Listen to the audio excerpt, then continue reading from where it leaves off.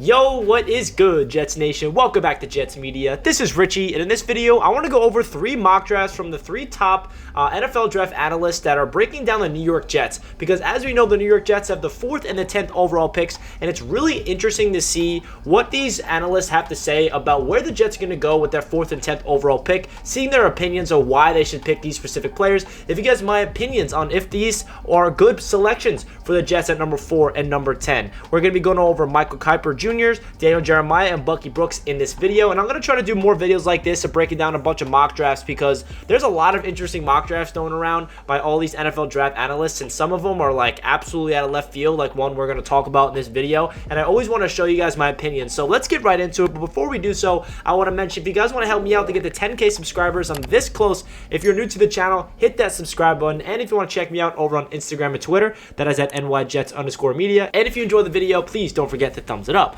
With that being said, let's dive right into the video. So Mel Kiper Jr.'s mock draft is the first one I want to talk about because it is very interesting, and I know a lot of Jets fans are going to be up in arms about this one.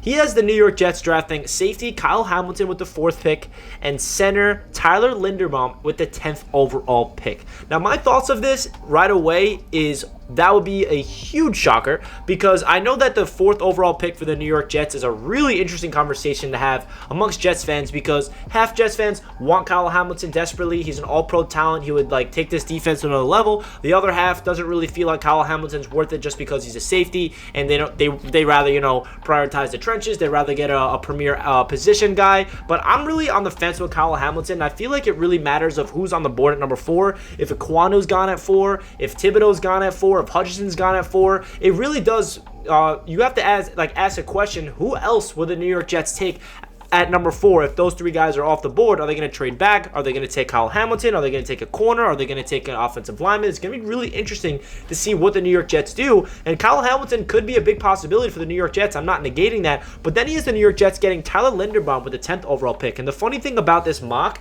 is I feel like these are the only 2 players that all Jets fans are divided on. What I'm trying to say is Jets fans are so divided about these 2 players because I feel like a lot of Jets fans are totally against Tyler Linderbaum being a pick for the New York Jets in the 1st round simply because he's a center. We don't need a center. Connor McGovern is serviceable. We have way more needs than a center, and I'm honestly a huge fan of Tyler Linderbaum. I would love the New York Jets to draft him. I just don't really see them going that route at number 10. I think the only way they draft Tyler Linderbaum is if they trade back from 10 and say they don't attack the offensive line of free agency and it opens up a big hole and they slide McGovern to right guard, maybe. But this mock draft from Mel Kiper Jr. of having the Jets getting Hamilton and Linderbaum, I thought it was really funny when I first saw it this morning because I'm just thinking of all Jets fans looking at that and saying, yeah, okay, Mel Kiper Jr., that's not happening. Please don't let that happen. That's a nightmare. That's a nightmare. So I wanted to make this video, and I want to hear your thoughts about Mel Kiper Jr.'s mock draft down below in the comments. What's your reaction if the New York Jets actually drafted Kyle Hamilton and Tyler Linderbaum? Because the cool thing about these 2 players, in my opinion,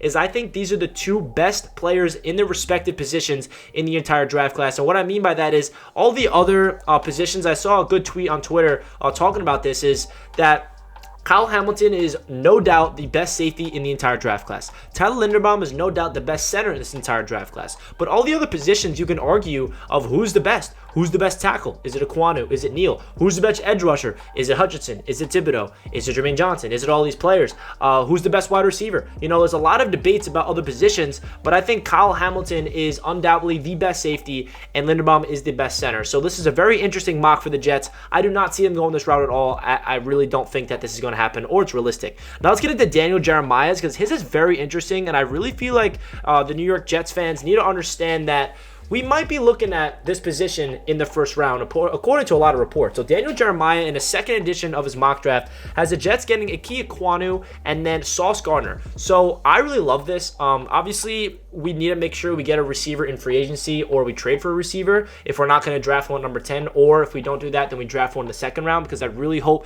that the New York Jets prioritize getting talent for Zach Wilson, and we also do not get an edge rusher. So I hope that we either sign an edge rusher or we draft one in the 2nd round or something like that, because that's the only thing that the first thing that comes to my mind about missing out on a pass rusher and a wide receiver. But hey, you can't get every single position of need in the 1st round. I would love this draft. I would absolutely love Ekwonu at number 4.